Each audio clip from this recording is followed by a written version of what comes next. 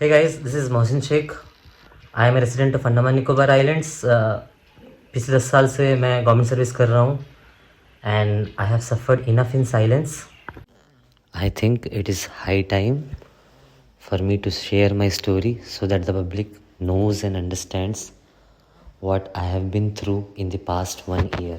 तो पिछले 1.5 साल से मेरे friends, family, even my parents strange behave कर रहे हैं। किसी से कुछ भी पूछता है तो कोई बताता नहीं है। This is what I have suffered and inferred in silence. मेरे को नहीं पता कि ये एक्चुअल स्टोरी है, but this is my part of the story. ये सब बताने से पहले हम आपको अपना बैक स्टोरी बताता। 2010 में हम स्कूलिंग ख़त्म कर लेता और कॉलेज पढ़ने मेलैंड चले जाता, कोयम्बतूर में गवर्नमेंट सीट मिलता मेरे को। 2011 में मेरे पापा के ऊपर एक अनऑथराइज एब्सेंट के वजह से एक डिपार्टमेंट इंक्वायरी खुल जाता है और वो डिपार्टमेंट इंक्वायरी चलते रहता है, जबकि मेरे पापा के पास more than 300 days plus leaves रहता है, अर्न लीव्स, और फिर भी वो डिपार्टमेंट इंक्वायरी बंद नहीं होता है। और 2012 के आखिरी दिन मेरा पापा रिटायर हो जाता है without pension and any other benefits. तो मेरा फैमिली हार्डशिप में रहता है, मम्मी पापा तकलीफ़ में रहते हैं और वो तकलीफ़ मेरे ऊपर भी रीडायरेक्ट हो जाता है। तो फरवरी 2013 को हम कॉलेज छोड़ के ड्रॉप आउट होके हम आ जाता है यहाँ पे वापस अंडमान निकोबार। अब ये जो इंक्वायरी चल रहा होता है, इसके वजह से मेरा पापा को एक प्रमोशन ड्यू रहता है from the post of assistant secretary to deputy secretary.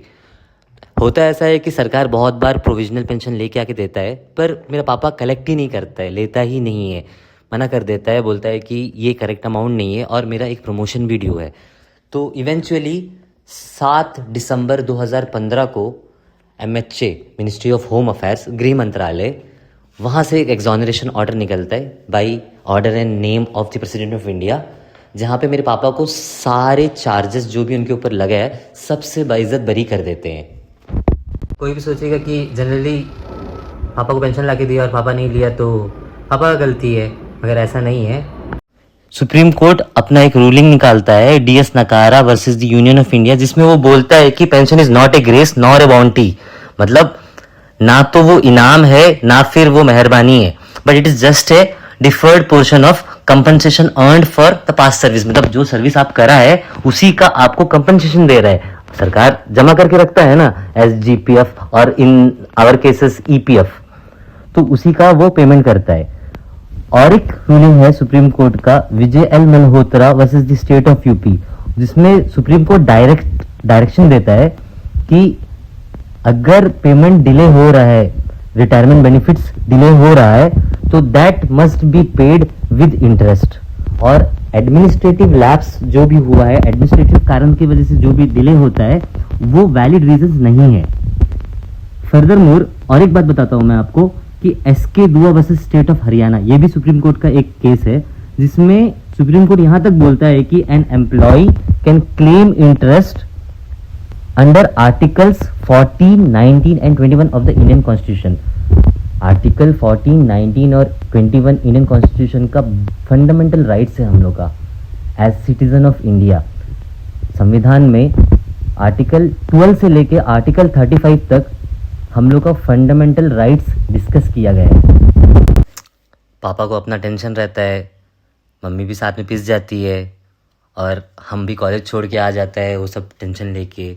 तो ऐसा होता है कि पापा मम्मी मुंह फुला के रखते हैं मेरे से, तो हम भी अपना ज़िंदगी खुद से स्टार्ट करने की कोशिश करता है।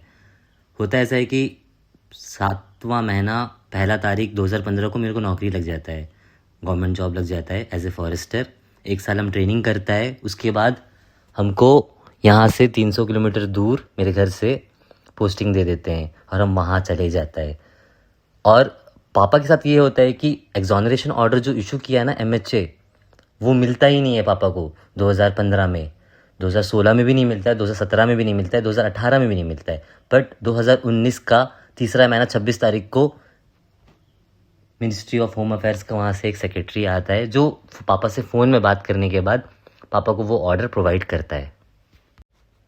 हम तो 300 किलोमीटर दूर है, तो ये सब जो हो रहा है मेरे को कुछ खानो कान खबर ही नहीं है। इसके बीच में 2018 में हम भी शादी कर लेता है, बट इवेंचुअली 2020 तक वो रिलेशनशिप डेटरिएट हो जाता है। तो हम लोग डिवोर्स के लिए नहीं जाते, we try to work out but still we were separated and eventually 2024 के एंड में हम लोग डिवोर्स ले लेते हैं फाइनल, बट वो अलग स्टोरी है।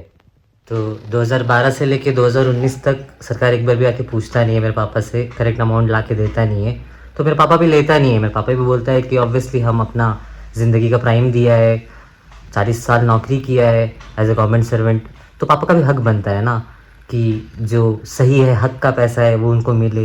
या फिर पापा को क्या ही मतलब है, पापा बोलता है कि हम फाइट करेगा ये चीज़ के लिए। तो ऐसा नहीं है कि दुनिया में सभी लोग गलत है या बुरे हैं, कुछ तो लोग हैं ना जो जेन्युइनली चाहते हैं कि अच्छा हो।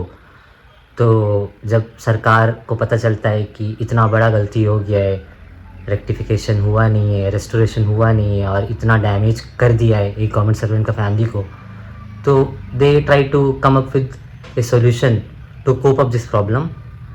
और एक रियलाइजेशन होता है उनको कि पापा मम्मी का तो इतना एज हो गया, तो अभी ये एज में उनको कोई भी बेनिफिट दे के क्या ही फ़ायदा है।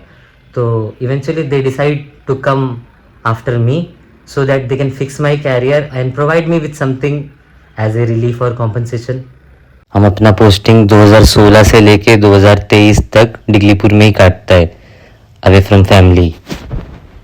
मगर एक बात और है कि मेरा ना ट्रेनिंग कंप्लीट नहीं हुआ रहता, एक सब्जेक्ट में बैक हो जाता हम, जिसका वजह से मेरे को इंक्रीमेंट्स नहीं लगता। हर साल जो इंक्रीमेंट लगता है, जो सरकार जो डियरनेस अलाउंस प्रोवाइड करता है, वो मेरे को नहीं लगता। तो मेरा पे जो है ना स्टैग्नेट हो जाता है, रुक जाता है। मतलब 2016 में जो हम पेमेंट उठाता है वो 2023 में भी वही पेमेंट उठाता है, जबकि बाकी लोग मेरे बैच वाले उनको सालाना इंक्रीमेंट्स मिलता है। तो ऐसा होता है कि हम काम तो वही करता है उनका, मगर मेरा पेमेंट कमती मिलता है मेरे को। तो मेरा अपना जद्दोजहद चलते रहता है, पापा मम्मी का, फैमिली का अपना जद्दोजहद चलते रहता है। पापा कई बार रिप्रेजेंटेशंस लिखता है टॉप डिग्नेटरीज़ को कि मेरा ये पेंशन सेटल कर दे, मेरा ये केस जो है सेटल हो जाए, मगर इसमें कोई भी डिज़ायर्ड रिज़ल्ट, फ्रूटफुल रिज़ल्ट नहीं मिलता है। ये सब चलते रहता है और इसी के बीच में 2022 में ज़िंदगी मेरे को नया होप देता है। I meet a girl, we eventually fell in love, we start dating. So this is the time by the end of 2022 where I can recall कि weird and strange things होता है मेरी लाइफ में, मगर I don't take them seriously. तो after almost 7 years जून 2023 में मेरे को वापस पोस्टिंग मिलता है, मेरा ट्रांसफ़र होता है from Diglipur two port Blair और हमको ऑफिस ऑफ द PCCF मनसदन में पोस्टिंग मिल जाता है जन सेक्शन में। तो गर्लफ्रेंड से हम थोड़ा सा लाइक डिस्टेंस वाइज दूर हो जाता है, तो हर महीना 2 महीना में 3 महीना में एक बार जाके हम उससे मिल लेते हैं। कभी कभार वो भी खुद आ जाती है पोर्ट ब्लेयर मेरे से मिलने के लिए, बट इवेंचुअली ये सब चलते रहता है। तो वो एक मीटिंग में वो ऐसा एक बोलती है कि मेरे को कि एक टाइम आएगा जब हम थोड़ा सा स्ट्रेंज बिहेव करेगी, तुम टेंशन नहीं लेना वो सब चीज़ को लेके। तो वो बोलती है कि आपके दोस्त आए थे पहले मेरे जीजा के घर पे, फिर मेरे घर पे मेरे मामा मम्मी पापा से सबसे मिल के गए। तो ये सब बात हो रहा रहता है। तो मैं पूछता हूँ कि कौन दोस्त आया, तो नाम बता नहीं पाती है और बोलती है कि बड़े बड़े गाड़ियों में आए थे, ऐसे सब करके मेरे को बताती है। तो हमसे एक फ़ोटो भी भेजती है वो मेरे को, उसमें से एक का। वो टाइम में तो वो बोलती है, हमको तो समझ आता नहीं है कि क्या बोलती है, हम भी इग्नोर कर देता है कि छोड़ो, बोली होगी कुछ समझ के, हर बात को कौन ध्यान रखता है। तो वैसा लाइक अपना जॉब है, अपना जॉब का प्रॉब्लम्स है, फैमिली प्रॉब्लम चल रहा है, फिर खुद का अपना फैमिली का भी प्रॉब्लम चल रहा है ना, did not work out relation मेरा। तो I eventually have to get a legal divorce so that I can restart my life with her. ज़िंदगी है, कोई भी ऐसा सब होते रहता है, पार्ट एंड पार्सल है, तो इतना सीरियस हम लेता नहीं है सारी चीज़ों को। तो ये सब चलते रहता है। सितंबर 2024 में मेरी गर्लफ्रेंड मेरे को विज़िट करती है। This is the exact time जब मेरे को दिखता है कि जितना भी स्ट्रेंज एक्ट्स है, इंसिडेंट्स हो रहा है मेरे साथ, इंटेंसिफाई हो जाता है, बढ़ने लगता है और मेरे को समझ आता है कि something is strange in the air. मेरे को समझ आ रहा है कि कुछ तो गलत है, कुछ हो रहा है जो मेरे को समझ नहीं आ रहा है। तो ये सारा चीज़ मेरे को क्यूरियोसिटी डेवलप करता है और परेशानी भी डेवलप करता है। तो हम स्टार्ट करते हैं उससे पूछने बार बार कि क्या हो रहा है, क्या हो रहा है, तो वो बताती नहीं है। इवेंचुअली हम अपना फैमिली से भी फ्रेंड्स से भी पूछता है कि कुछ तो हो रहा है भाई, स्ट्रेंज हो रहा है, तो वो लोग भी कुछ बताते नहीं है, और ये सारा चीज़ को लेके हम और परेशान हो जाता है। बाई द एंड ऑफ 2024 ये सारा चीज़ इतना बढ़ जाता है, मेरे को कुछ समझ नहीं आता है। गर्लफ्रेंड, फैमिली, फ्रेंड्स, सब कोई एकदम समझते ही नहीं है हम क्या बोलते हैं, और उन लोग जो बोलते हैं हमको नहीं समझ आता है। हमको ऐसा लगता है कि क्या हो गया है, पर कोई बताता भी नहीं है। और नए दोस्त मिलते हैं, नए लाइक फ्रेंड ऑफ फ्रेंड्स बोल के इंट्रोडक्शंस होता है, स्ट्रेंजर्स मिलते हैं, मेरे से बात करते हैं। तो अक्टूबर 2024 की बात है, एक नया स्ट्रेंजर आता है मेरे घर पे फ्रेंड ऑफ फ्रेंड बन के, और अच्छा दोस्ती हो जाता है मेरे से, बातचीत करते हैं हम लोग, गप मारते, घूमते फिरते जाते हैं। तो ऐसे में वो मेरे को एक दिन वो बोलता है कि मोहसिन तुम अभी हम लोग को हेल्प करने दो, कि बाद में तुम हम लोग को हेल्प कर सके। तो हम पूछता नहीं है, समझता नहीं है, मगर बाद में मेरे को पता चलता है कि वो एक स्पाइडर था। यहाँ तक कि वो टाइम में ऑफिस में भी प्रेशर बढ़ जाता है, काम का प्रेशर भी बढ़ जाता है, वर्कलोड भी बढ़ जाता है, और मेरे से हो नहीं पाता है because I am already depressed. Life में इतना सारा टेंशन है, फैमिली टेंशन है, पापा का टेंशन अलग है, मम्मी का टेंशन अलग है, फिर यहाँ पे एक रिश्ता टूटा है उसका भी डिप्रेशन है, और एक रिश्ता नया जोड़ने वाला है उसमें भी बहुत सारा प्रॉब्लम्स आ रहे हैं। देखते देखते वो साल ख़त्म हो जाता है। तो जनवरी 29 की बात है, मैं अपने बंदी से मिल के वापस जा रहा रहता है फ्रॉम डिलीपुर टू पोर्ट ब्लेयर।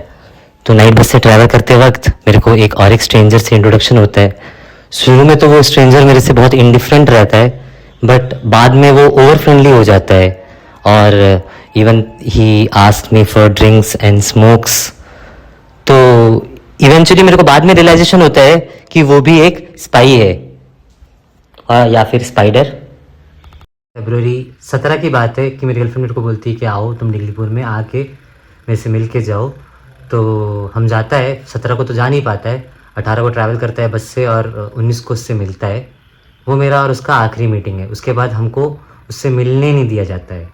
वो मीटिंग में हम उससे बहुत बार पूछते हैं कि क्या होता है, क्या हो रहा है, मेरे को समझ नहीं आ रहा है, कुछ तो बताओ।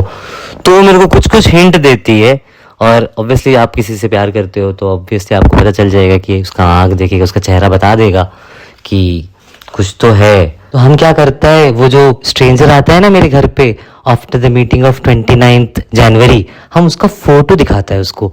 तो वो और फ्यूरियस हो जाती है, गुस्सा हो जाती है, और मेरे को बोलती है कि इसको ना जब घर आया था इतना मारना था ना कि वो अपना मुंह से खुद बोल दे कि क्या करने आया था।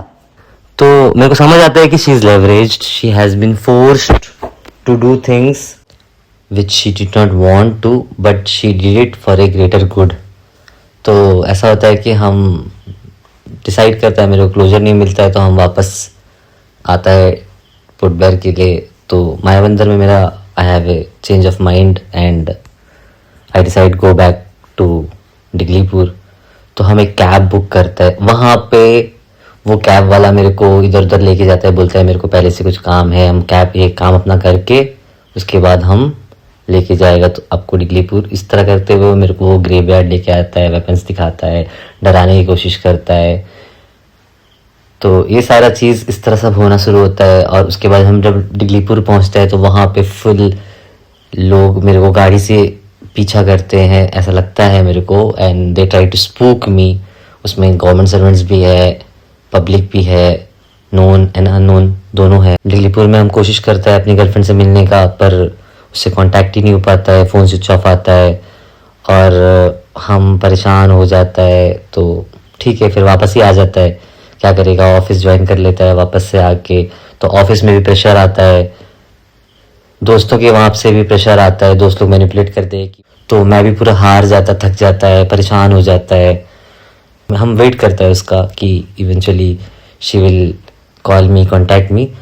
तो अप्रैल के फर्स्ट वीक में वो मेरे से कांटेक्ट करती है मेरी गर्लफ्रेंड, और मेरे को बोलती है कि उसके घर आओ और उससे मिल के जाओ। तो हमको लगता है कि सब कुछ रिजॉल्व हो गया है मैटर। तो अप्रैल 11 को हम पोर्ट ब्लेयर से डिगलीपुर ट्रैवल करता है बाई बस, और उसी शाम को हम उसके घर जाता है उससे मिलने के लिए। तो उससे तो मिलने नहीं मिलता नहीं है मेरे को, उसके घर वाले मेरे को घेर लेते हैं और बोलते हैं कि फ़ोटोज़ और वीडियोज़ जो भी है तेरे फ़ोन में सब डिलीट कर दो और उसको भूल जाओ। तो हमको नहीं समझ आता है कि क्या करने ऐसा बोलते हैं, तो फिर भी हम डिनाई करता है। एक्चुअली वो लोग मानते नहीं हैं और पुलिस बुला देते हैं। और पुलिस भी मेरे को वही चीज़ बोलता है, हम मानता नहीं है तो मेरे को पकड़ के थाना लेके चले जाते हैं। वहाँ पे मेरे को थ्रेटन करते हैं, इंटिमिडेट करते हैं, बोलते हैं जेल में डाल देंगे तेरे को। और फिर हम इवेंचुअली हार मान के हम अपना फ़ोटोज़ और वीडियोज़ डिलीट कर देते हैं। हम पुलिस वालों को बोलता है कि लाइक साइकोलॉजी स्टडी हो रहा है मेरा, तो ऐसा कोई रिस्पॉन्ड ही नहीं करता है मेरे को बैक। फिर हम परेशान हो जाता है क्या करना नहीं करना बोल के, तो हम वापस आ जाते हैं फिर से। और फिर मेरी गर्लफ्रेंड मेरे से फिर से कांटेक्ट करती है और बोलती है कि तुम इस सब चीज़ को लेके टेंशन मत लो, ये जो भी हो रहा है तेरा अच्छे के लिए हो रहा है और इसमें तेरा लाइक ग्रेटर गुड हो जाएगा। तो ये सब दौरान में गैस लाइटिंग शुरू हो जाता है, पीपल स्टार्ट एक्टिंग मोर वियर्ड, और ऑफिस में बहुत ज़्यादा हरासमेंट होना शुरू हो जाता है। ज़्यादा टास्क देते हैं, कम्बरसम हार्ड टास्क देना शुरू कर देते हैं, और घर पे भी प्रेशर होता है। तो मेरे को समझ जब नहीं आ रहा है तो eventually I come to my father and mother and ask their opinion कि क्या कर रहा है। तो उस टाइम में मेरा पापा मेरे को बताता है कि ऐसा ऐसा बच्चा मेरे साथ भी इस तरह हुआ है, मेरा भी अभी तक इस तरह सीन्स चल रहा है, और मेरे को भी एग्जॉनरेशन ऑर्डर सिर्फ इतना लेट से मिला है। तो पापा का एग्जॉनरेशन ऑर्डर जब हम देखते रहता है तो उस टाइम में जो डिग्निटरी का जो साइन रहता है ना, under secretary to government of India, ministry of home affairs, वो बंदा का जो साइन है, उसका जो नाम है, उससे मेरे को एक चीज़ क्लिक होता है कि ये बंदा मेरे को 2023 में अप्रैल के टाइम में मेरे वहाँ पे आया था डिगलीपुर। तो हमको समझ नहीं आता है, बट स्टिल यहाँ तक कि मेरे को वो बंदे को और सम स्टाफ ऑफ डीसी मायाबंदर मेरे को लाइजन कराते हैं कि उनको लेके जाके घुमा के लेके आओ, जैसे अभी गाइड करो। तो इवेंचुअली हमको क्लिक होता है कि these all things are linked. तो मेरे को समझ आता है कि शायद पापा का जो भी हुआ है उसका इंसाफ नहीं मिला है, तो the government wants me to fight for my father and my family. So उसके बाद मैं एक रिप्रेजेंटेशन लिखता हूँ to the president of India, prime minister of India and chief secretary lieutenant governor of Andaman Nicobar islands कि ऐसा ऐसा हुआ है मेरे फैमिली के साथ, इस तरह हुआ है। इवन मेरा भी वो चीज़ में इम्पैक्ट हुआ है, मेरा करियर ट्रेजेक्टरी जो भी है, I was a good student. हम नहीं बोलेगा कि एक्सेलेंट है, but still I was good at studies academics, और I was pursuing civil engineering. तो मेरा लाइफ कहीं और होता था, पर वो सब छोड़ के आया तो मेरा लाइफ कुछ और ही हो गया। कोई रिलीफ या रेस्पाइट तो मेरे को मिलता नहीं वो लेटर का बाद। और यहाँ तक मेरे को समझ आता है कि मेरे ऊपर सर्वेलेंस डाल के रखे हैं। हम जो भी करता है तो या तो पब्लिक को या फिर सेट ऑफ पीपल को तो पता चल ही रहा है। तो मेरा एक्शंस जो भी हम ले रहा है उसको जज कर रहे हैं, कॉन्स्टेंटली बीइंग इवैल्यूएटेड। तो I get pissed off and eventually मेरे को ऐसा लगता है कि मेरा प्राइवेसी ब्रीच हो चुका है। तो this is not a governments activity, right. अगर गवर्नमेंट ऐसा कोई कोएर्सिवनेस, मतलब कि कोई छिपा हुआ एक्टिविटी करता है जिसका वजह से कोई सिटीज़न ऑफ इंडिया का प्राइवेसी ब्रीच होता है, तो मतलब ही क्या है। अगर सरकार ही ऐसा करने लगे, अगर सरकारी कानून तोड़ने लगे, तो फिर हम लोग से क्या ही उम्मीद रह जाएगा। तो हम सब्सिक्वेंटली और एक लेटर लिखता है जिसमें हम लिखता है कि ऐसा ऐसा हो रहा है मेरे साथ, प्राइवेसी ब्रीच हो रहा है, और जो हुआ है मेरे पिछले जनरेशन के साथ, मेरे पापा मम्मी के साथ, वही चीज़ मेरे साथ भी दोहराया जा रहा है। तो उस टाइम में प्रेशर्स बढ़ जाता है, ऑफिस से भी बढ़ता है, और I can feel, I am totally aware कि public is made involve in this. हमको नहीं पता कि सबको इन्वॉल्व है, मगर आई कैन नो कि भाई ये मास, मतलब majority of people are made known to this fact, and now everyone is evaluating me कि हम कुछ भी करें तो लोग उसमें लाइक राय जता रहे हैं कि whether I am doing it correct और whether I should change myself. तो इस तरह सब लेके हम बहुत परेशान हो जाते हैं। इवेंचुअली मेरा मेंटल हेल्थ कॉम्प्रोमाइज़ होने लगता है। मेरे को ऐसा लगता है कि पैरानोया वाला फीलिंग आता है। Paranoia is like sense of A created reality, मतलब वास्तविकता नहीं है, एक्चुअल में वो नहीं है, मगर ऐसा लग रहा है कि मेरे चारों तरफ में एक रियलिटी बना दिया है जिससे मेरे को बाहर निकलने मिलता नहीं है। तो थोड़ा मन का शांति के लिए वो मोहल्ला, वो घर छोड़ के हम शिफ्ट हो जाता है, अपना नया किराया का घर ले लेता है जंगली घाट में, मगर वैसा कुछ मेरे को रिलीफ नहीं मिलता। वहाँ पे भी बग्स लगा होता है और सेम गैस लाइटिंग पब्लिक करता है, ऑफिस में भी गैस लाइटिंग होता है, लोग बात करते हैं, कुछ ऐसा बात करते हैं, चार कोने में बैठ जाते हैं ऑफिस में और मेरे बगल पे बैठ के लाइक लोग ऐसा उसको बोलते हैं, तो मेरे को ऐसा लगता है कि मेरे को बोलते हैं। डायरेक्टली नहीं बोलते हैं बट इंटेंशनली मेरे को समझ आता है कि मेरे को ही टारगेट करके बोल रहे हैं। तो इस तरह सब करके मेरे को भी ऐसा लगता है कि हम ब्रेक डाउन हो जाएगा। तो इवेंचुअली 16 जून को हम विड्रॉ कर लेते हैं अपनी ड्यूटीज़ से, बिकॉज आई बिलीव कि मेरा बेसिक फंडामेंटल राइट्स वायलेट हो गया under article 14, 19 and 21 which are guaranteed in the constitution of India. अब आपको बताता what is article 14, 19 and 21 of Indian constitution. सबसे पहले आर्टिकल 21 बताता। Article 21 is right to life with dignity, कि एक सिटीज़न ऑफ इंडिया को इज्जत से जीने का हक है। तो मेरे को भी है कि अगर हम घर से निकलता है तो हमको चार लोग रास्ते में रख के गैस लाइट करे या फिर बेइज्जत करे, जो भी है, भले ही डायरेक्ट ना बोले पर इंटेंशनली बोलना तो गलत ही होगा ना। और दूसरा ये है article 14 that says right to equality, कि भाई जैसे सब है वैसे मैं भी हूँ, तो सबके बराबर हूँ ना मैं भी, तो मेरे को ऐसा ट्रीटमेंट क्यों दिया जा रहा है। And then article 19 which says freedom of movement, freedom of speech, freedom of expression, freedom to choose any profession, ये सारा चीज़ मेरा वायलेट होने लगता है। तो मैं 16 जून को मैं विड्रॉ कर लेता हूँ ड्यूटीज से। पर होता ऐसा है कि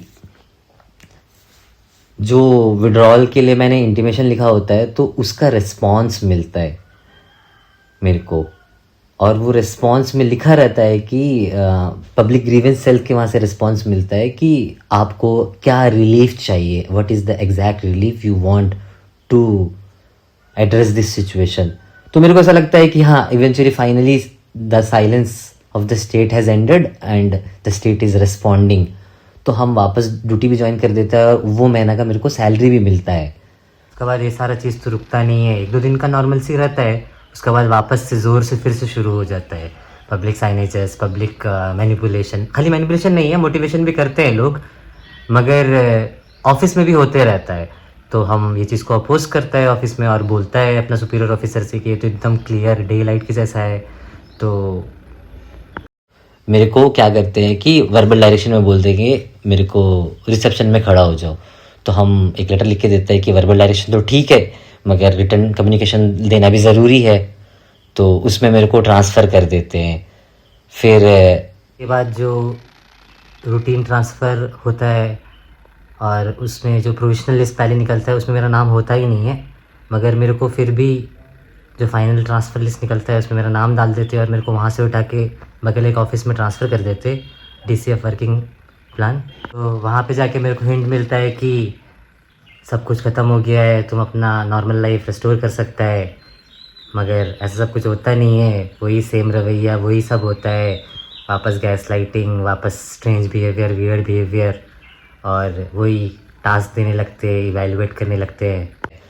तो 15 अगस्त की बात है, हमको भी ऐसा लगता है कि मेरा देश तो 1947 में आज़ाद हो गया, तो 15 अगस्त हम लोग हर साल मनाते, उसका महत्व होना चाहिए। तो हम 15 अगस्त को फिर से छुट्टी मार देता है, फिर से हम विड्रॉ कर देता है मेरा ड्यूटीज से।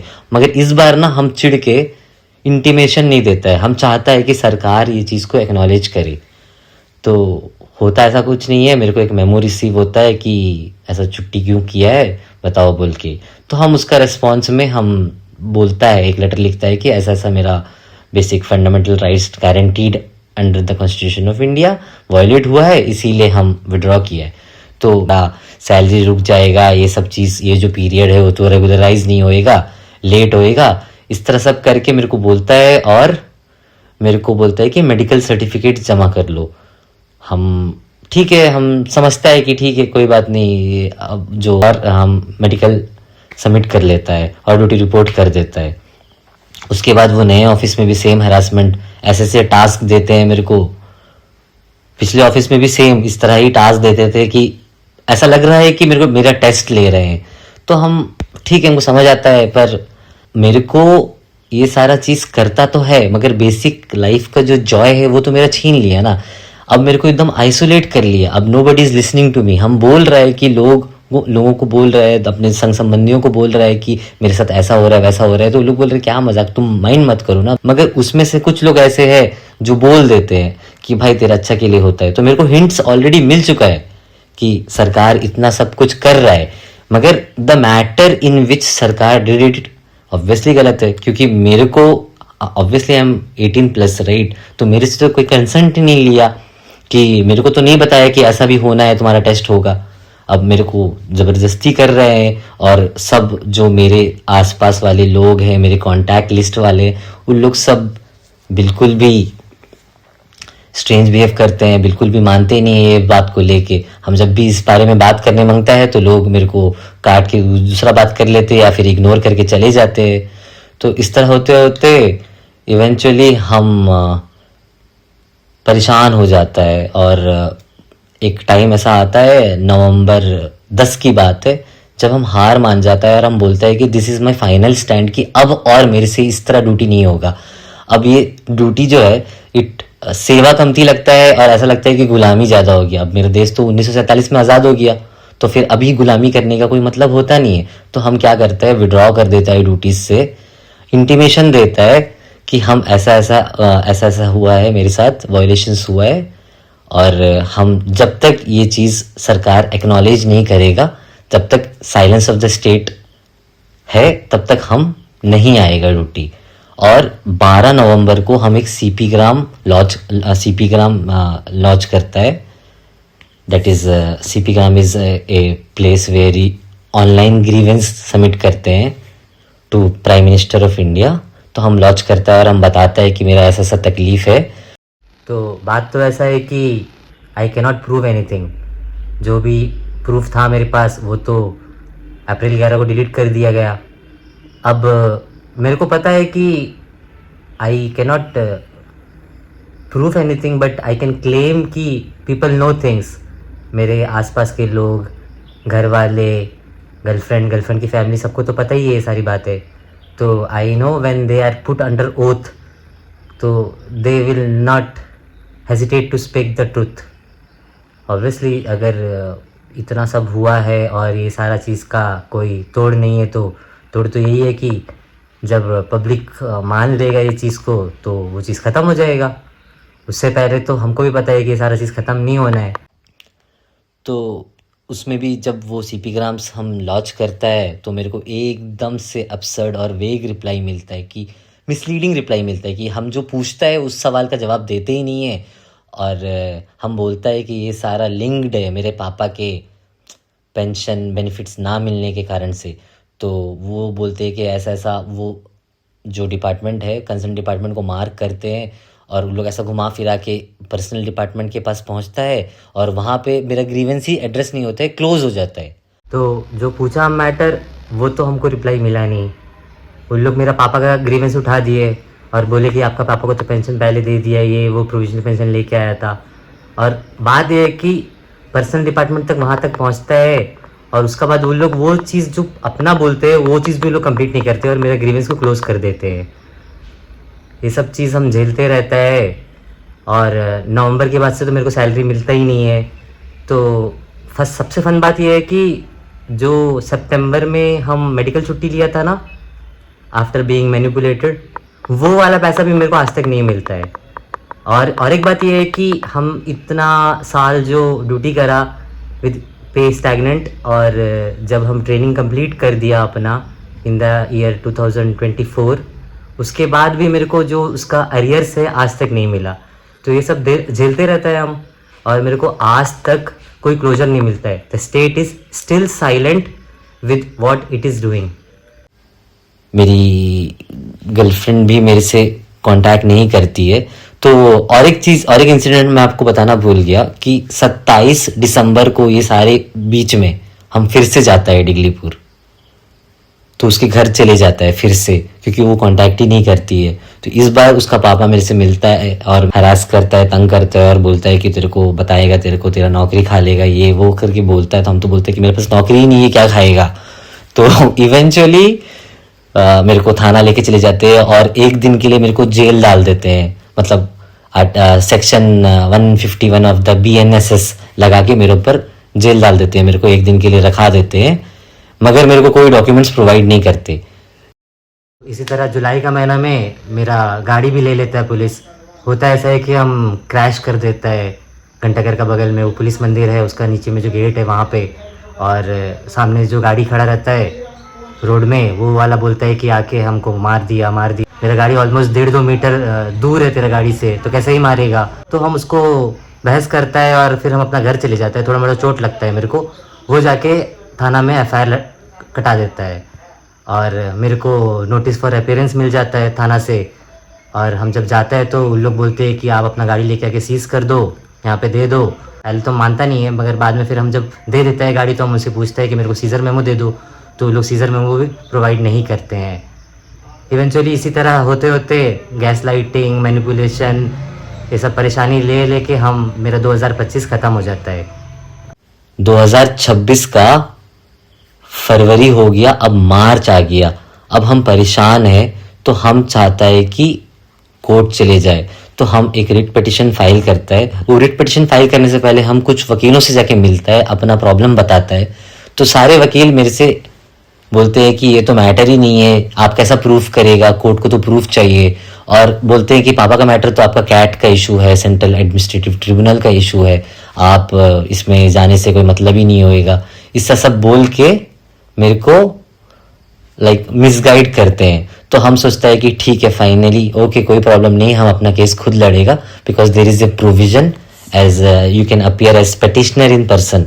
तो हम एक रिट पिटिशन डालता है हाई कोर्ट में कि मेरा ऐसा ऐसा प्रॉब्लम है और मेरे को पिटिशनर इन पर्सन करके अपीयर होने का मौका दिया जाए। तो हम जब कोर्ट जाता तो वहाँ पे भी देखता है कि सेम गैस लाइटिंग चल रहा है। तो हमको एक रियलाइजेशन और होता कि इंसाफ बोल के कोई चीज़ तो मेरे को मिलने वाला है ही नहीं, ये तो एक गेम है, सरकार खेल रहा है और उसका प्लेग्राउंड इतना बड़ा है कि हम पूरा प्लेग्राउंड 10 बार भी चक्कर मारे तो वो पूरा नहीं होएगा सरकार को। तो ये मेरे को ये समझ आता है कि if I go to court, that part remains scripted कि भाई हाँ तुम कोर्ट जाएगा, तुमको थोड़ा तंग करेंगे, पर तुम वहाँ पे जीत जाएगा and that will be your victory. But that is not my absolute victory. और बात यह है कि अगर हम कोई भी लीगल मेथड से कोर्ट या फिर थाना चले जाए तो आई डोंट थिंक कि मेरे को वहाँ पे जस्टिस मिलेगा, यहाँ तक कि मेरे को लोग सुनेंगे भी, वो भी मेरे को डाउट है। तो मेरे को एक रियलाइजेशन इतना हुआ है कि सरकार इतना दिन मेरे को वे कर रहा है, मेरे को वजन कर रहा है, मेरा इंटेग्रिटी, मेरा बिहेवियर, मेरा साइकोलॉजी समझ रहा है। तो eventually this all must end, right. And अगर कोई चीज सरकार खुद से किया है तो वाई शुड सरकार wait for me to favour them कि भाई हम जाके कोर्ट में लड़के छीन के लेगा, ऐसा क्यों है। सरकार अगर करा है कुछ और सरकार को लग रहा है कि नाइंसाफी हुआ है उनसे, तो वो खुद आए और एक्सेप्ट करे। That is the prime motto of governance कि भाई अगर एक सरकार ये ऐसा भी नहीं कर सकता है तो वो सरकार किस काम का है। तो अब तक का स्टोरी तो ये है, सरकार जो भी करता है अच्छे के लिए कर रहा है, मेरे को मालूम है, मगर मेरे को तो पता चल गया, छिपा ही नहीं पाया सरकार, तो क्या ही मतलब होता है इसको परस्यू करने का। और एक बात भी ये भी है कि खाली हम सफ़र नहीं करता है, इसके साथ में मेरे पेरेंट्स भी सफ़र कर रहे हैं, मेरे फैमिली भी सफ़र कर रहे हैं, मेरी गर्लफ्रेंड और उसकी फैमिली भी सफ़र कर रहे हैं। और सरकार can not be a source of harm और pain to any government servant और even a citizen of India. अगर सरकारी ऐसा करने लगे तो फिर क्या ही मतलब है हम लोगों का। और एक बात यह है कि अगर अच्छा करने आया है सरकार तो डायरेक्ट अच्छा कर दे, अगर नुकसान करके अच्छा करेगा तो फिर वो पहले नुकसान जो किया था उसका अच्छा अभी कर रहा है, तो अभी जो नुकसान कर रहा है उसका क्या कब अच्छा करेगा। तो और एक बात बहुत इम्पॉर्टेंट है कि टाइम। मेरे पापा और मेरी mummy almost they have reached 75, ठीक है, तो उनका वक्त तो जा रहा है। मेरे पापा को डिग्निटी भी नहीं मिला, मेरी मम्मी को भी वो डिग्निटी नहीं मिला, अब मेरा वक्त भी जा रहा है, तो आपका वक्त भी जा रहा है। अगर आप इतना लेट करोगे हर चीज़ में तो फिर इंसाफ बोल के आप बस बुक्स में लिख सकोगे, आगे पेपर में लिखना और लाइक इन एक्शन लाना तो बहुत डिफरेंट हो जाएगा। पहले मेरा फैमिली सरकार का इन एक्शन की वजह से सफ़र करा, अब सरकार का एक्शन की वजह से सफ़र कर रहा है। सुप्रीम कोर्ट का इतना रूलिंग्स है जिसमें फंडामेंटल राइट्स को इतना इम्पोर्टेंस दिया है, तो ये this is my angle, this is my perspective. ये वीडियो में हम वही बोलता है कि इवन दो एक प्रोसेस हुआ है जिसमें करेक्शन हुआ है, रेस्टोरेशन होने की कोशिश किया गया है, तो अंत में हम ये बोलने मांगता है कि अभी तक जो भी हुआ, जो भी है, जैसा भी है, ठीक है, मगर इसके आगे हम तो और कुछ भी नहीं करेगा। हम सफ़र करते हैं, हम सफ़र करते रहेगा, और अगर सरकार को मेरे को सफ़र करवाना है तो वो करवाते रहे। And I believe and we know that injustice anywhere is a threat to justice everywhere, and also we know that कि भाई justice which is delayed is also justice denied. So hope we uphold the values of Constitution of India. सत्य में जयते। जय हिंद, जय भारत।